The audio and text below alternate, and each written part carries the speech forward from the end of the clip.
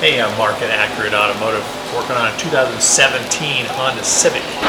We are replacing the CVT transmission today.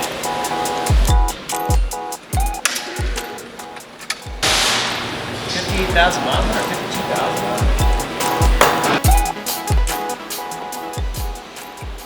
$52,000? Race back up to the lower ones. Shoes drop right now.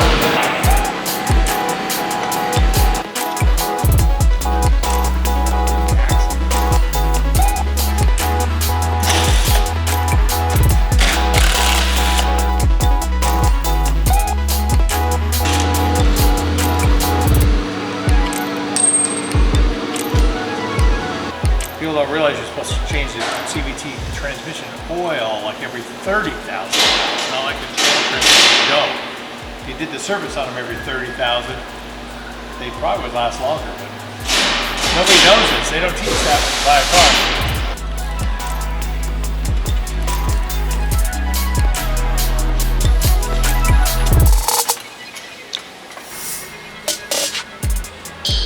There you go. Timing myself. Okay, stop for lunch now. Lunchtime.